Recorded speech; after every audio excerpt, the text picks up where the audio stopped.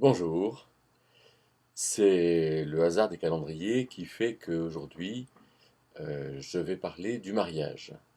Aujourd'hui, euh, jour dans lequel l'Assemblée nationale aura décidé pour la France de voter le mariage pour tous. C'est donc peut-être important pour nous de réfléchir à ce que c'est que le mariage. Dans le vocabulaire biblique, le mariage en hébreu euh, est un mot qui veut dire s'allier, c'est une alliance. En grec, gamos n'a pas d'origine particulière, ça veut dire union.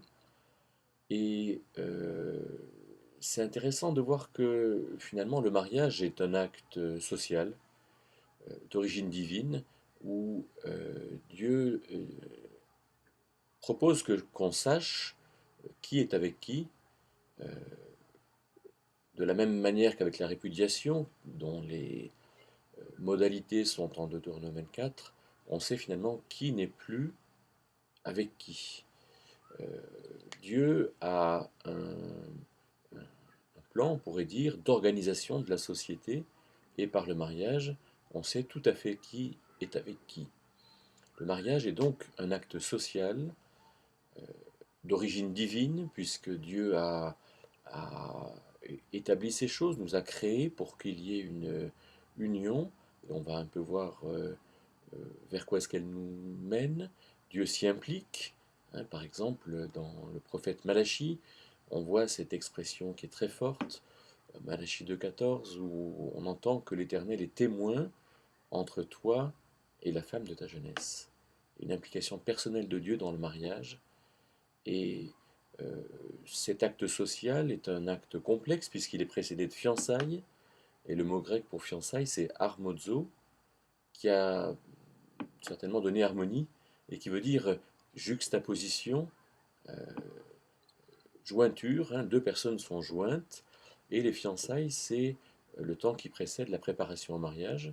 À mon sens, les fiançailles, ce n'est pas du tout le temps qui va être utilisé pour apprendre à se connaître, parce que c'est vraiment dans le mariage qu'on va apprendre à se connaître, et pas dans les fiançailles. Mais les fiançailles, c'est la préparation du mariage, euh, temps dans lequel finalement l'effort est mis sur la préparation du mariage et pas du tout sur la qualité de relation des fiancés, qui quelque part pourraient n'avoir que le très bon et rien du très mauvais, ce qui fait que dans le mariage, si tout à coup ils sont confrontés au très mauvais, ils risquent d'être fortement déçus. Alors la déclaration divine en Genèse 2 sur le mariage est un peu le cœur de notre réflexion ce matin. C'est l'homme quitte son père et sa mère, s'attache à sa femme et est une seule chair. Le mariage est donc absolument clairement hétérosexuel. Hein, l'homme quitte son père et sa mère et s'attache à sa femme. Il y a dans l'acte de création de l'humain de la part de Dieu euh, quelque chose qui est tout à fait dissymétrique. Hein, la femme est prise de l'homme et l'homme va vers la femme. Et le mariage n'est jamais envisagé dans l'homosexualité. Et l'homosexualité est d'ailleurs considérée comme un comportement dans la Bible, et pas comme une nature, comme un comportement qui ne convient pas. Le mariage est hétérosexuel, il est définitif. Hein, on voit l'homme quitte son père et sa mère, s'attache à sa femme, et il y a quelque chose de définitif. Dieu ne veut pas que le divorce rompe le mariage. Hein, le divorce est une modalité qui est définie dans la loi, mais Dieu ne veut pas. Dieu dit que le divorce est un péché. Et si on regardait un peu, mais on ne va pas prendre le temps de le faire aujourd'hui, ce que Jésus dit aux Sadducéens en Marc 12, on voit que rien ne dit que le mariage n'est pas éternel. Être l'expression, je ne me retrouve donc pas dans l'expression être uni euh, pour la terre, hein, jusqu'à ce que mort sépare. Le mariage est donc hétérosexuel définitif, il est porteur de quelque chose. En Éphésiens 3,15, on voit que dans la famille, il y a la marque du père, parce qu'en grec, famille se dit patris et père se dit pater. Et donc la famille porte la marque du père, il y a dans le mariage quelque chose qui touche à Dieu et quelque chose d'essentiel. Alors, quitter ses parents, s'attacher à son conjoint, à sa femme, et devenir une seule chair, il y a 3 étapes qu'il faut bien entendre.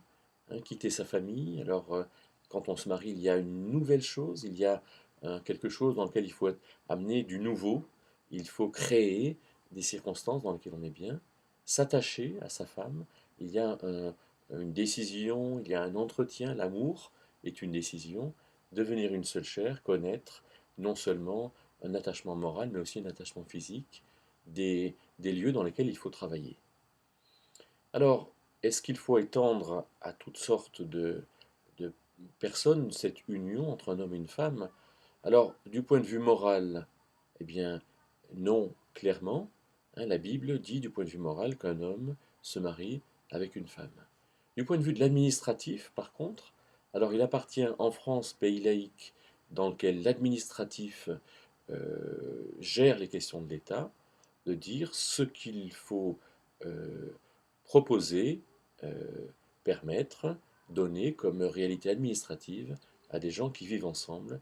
Et il me semble que cela est tout à fait juste.